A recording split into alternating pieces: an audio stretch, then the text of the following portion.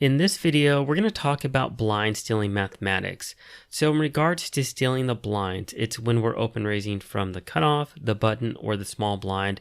And of course, we're open raising with a very wide range. If you just sample multiple different poker coaches that you're familiar with, you're going to notice that people in general recommend stealing the blinds with a very wide range. Why is that? Well, it's because the blinds are a forced bet, and from the small blind and the big blind, you have to play out of position, and playing out of position with theoretically a 100% range, because if we think about it, right, it's a forced bet that could have a 100% range. Well, it's not very ideal. So if you look at a good poker player's profit by position, you're going to notice as we go from early position to late position, by the time we get to the cutoff and the button, those are the two most profitable positions in poker because of their ability to be in absolute position to the blinds and to be able to steal the blinds. Now, in terms of the concept of stealing the blinds, we think about it from the perspective of trying to take the small blind and the big blind without our opponents playing back when we have a very weak starting hand. So we don't want them to fight back. Because if we think about it, and let me actually pull up Equilab because I want you to visualize this. If we pull up Equilab and we talk about the different ranges that we might open from late position. So let me go ahead and just put in a moderate blind stealing range from the button. So a lot of the hands within this range are going to be fairly weak.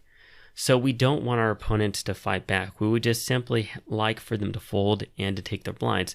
But with the stronger portion of our range, which is up in here, and our pocket pairs and some of our stronger suited connectors, we don't mind if they fight back sometimes or if they call. But a majority of our hands within this range are going to be very weak. And some coaches even recommend a much wider range than this. This is actually fairly conservative overall. So in terms of blind stealing, I want you to understand the math. And I want you to understand that in regards to blind stealing, it's a concept of risk versus reward. We are risking a certain amount to try to win the blinds because we're opening with such a wide range. And typically in today's game, in cash games, a blind stealing temp is really going to be anywhere between 2 big blinds up to 3 big blinds. You are going to see some people do a 3.5 big blind, but overall it's somewhere between these. And you're going to notice that based upon the stakes that you're playing, the types of opponents that you're playing against, it's going to vary. Now, in terms of this, because these are the standard sizes, we know that there are the forced bets, the 0.5 BB from the small blind and the 1 big blind from the big blind. Well, we're typically risking anywhere from 2 to 3 big blinds to win 1.5 big blinds. Now, if we take a look at this, and if we take a look at the math, let's assume that our goal here is to win those blinds. Because we're opening such a wide range, and a large portion of our range is going to be weak hands, and some coaches, you may see a range much weaker than what I'm recommending, something even like this or even weaker.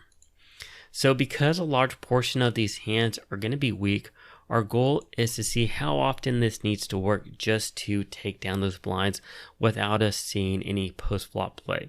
So what we can do is we can do a simple calculation of our break-even percentage, which is risk divided by risk plus reward. So if we take a look at different size, a 3 big blind steal, a 2.5 big blind steal, and a 2 big blind steal, what we can do is we can break this down into this simple equation of risk divided by risk plus reward, and it gives us our break-even point. So you're going to notice, of course, for a larger size betting, it needs to work more often than a smaller size bet. So for a 2 big blind steal, it needs to work roughly 57% of the time, and then as we jump up to a 3 big blind, it's almost 67% of the time. So almost 10% more of the time. Now, in regards to this, if we just want to generalize this, we can say that our steal attempts need to work approximately 2/3 of the time to be break even. Any more than that, then it's going to be profitable.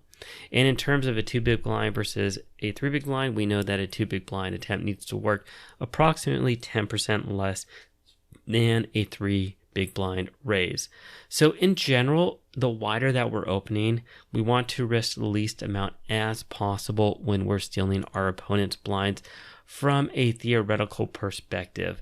Now, in terms of talking about this, getting back to looking at our ranges, when we're really talking about this, we're talking about when we're stealing with this weaker portion of our range.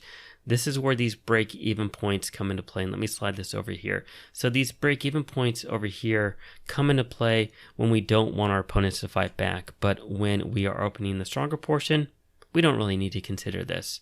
Only consider this with the weaker portion of our range. That really is what I would call a steal bluff, because do we really want action with a hand such as King 4 suited or 10-6 suited or Queen 6 off or 4-3 suited or 6-4 suited? No, we don't. We prefer just to take down the money pre-flop. So I want you to understand that. So when we're considering stealing our opponent's blinds, we're not really interested in having them call. And also on top of that, we talked about our break-even percentages. But here's the thing. We're interested in making money, right? We're not interested in playing poker to be break even. We want to make money. So mathematically, we need to understand that these are our break even points that we talked about on the last slide. That when we're stealing with a 3 big blind steal sizing, our break even point is 66.7% of the time. With a 2.5 big blind steal, it's 62.5% of the time. And with a 2 big blind steal, it's 57.1% of the time. So if our opponents are folding more than that, then we make money. If they're not, then we're not making money. We're losing money. And this is not considering our post-flop play. This is where this gets a bit sticky and it makes it a bit vague, because these break-even points are based upon our opponent's folding pre-flop. Once we get to the post-flop portion, then the game gets a much more complex, and in regards to how well we play post-flop, how well our opponents play post-flop, all that comes into play as well. And in terms of if we're going to be able to play our hands properly or not, then it's in regards to how skilled we are, as well as how skilled our opponents are, and the composition of both of our ranges. So overall, it's a very complex topic. Now, in regards to that, we need to take into some considerations in regards to stealing blinds. We need to consider our opponent's overall playing style. We need to consider our opponent's blind defense propensity. And we also need to consider our opponent's post-flop tendencies, because all this is going to come into play and to determine how profitable and how wide of a range we can actually profitably open against certain opponents. So let's actually take a look at them. Let's talk about our opponent's playing style. So first of all, we need to take a look at our opponent's overall playing style, and we need to take that into consideration, because that's going to determine whether we should steal with a wider range or a tighter range. And overall, we want to determine whether our opponents are good or not, because different types of players are going to defend their blinds at different frequencies, and they're also going to play pre-flop and post-flop in different manners.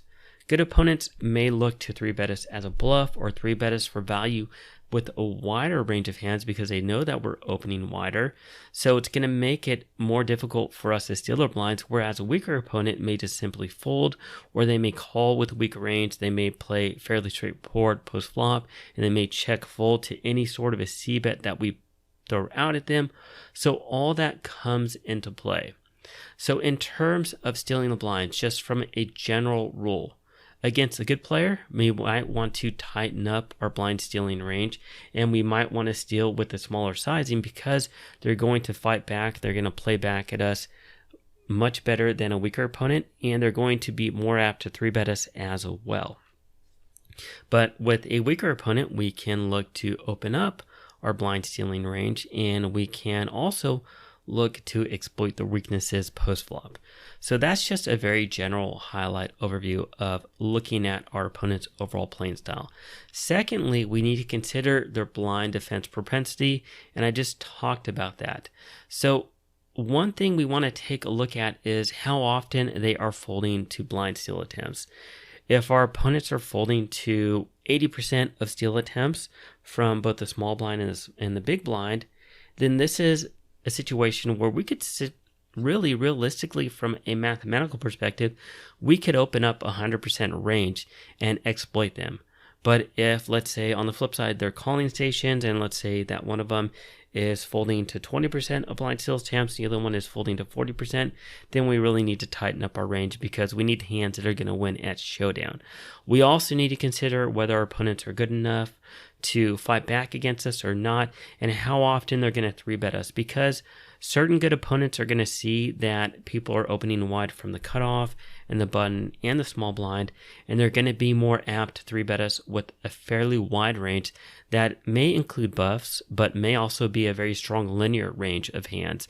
So maybe we are, let's pull up Equilab, maybe we are 3-betting range like this, and let me just unselect some hands, and maybe somebody's aware of what we're doing, and they're even 3-betting a range that looks like this, that really isn't that strong of a range, but from our perspective, can we really fight back against a lot of this? No, we can't, because our range is so weak.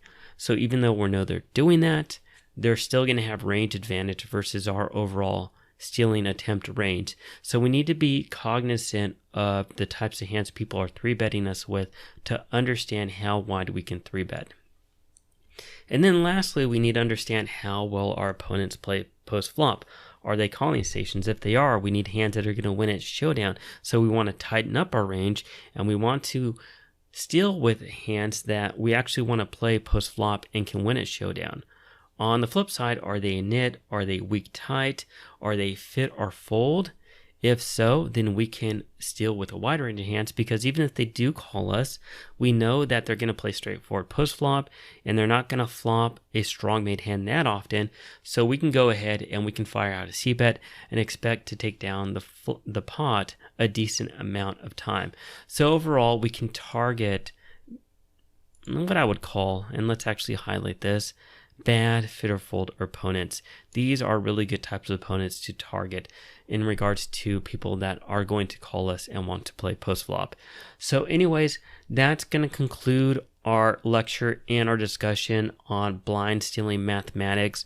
The biggest takeaway from this that I want you to get is to understand the break-even points and to understand the different considerations we need to take into account: our opponent's overall playing style, their blind defense propensity, and their post-flop tendencies, because all this comes into play in regards to the types of ranges that we can look to steal from the cutoff, the button, and the small blind. Now, I know this wasn't a complete comprehensive discussion on how to play from the cutoff, the button, and the small blind, but like I said, we're just focusing on the math here, and this isn't a complete comprehensive course on how to play pre-flop from those positions.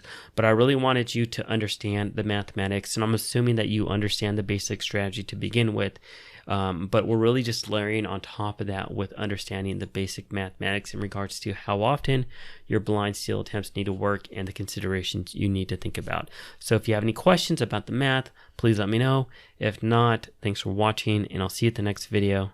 Take care.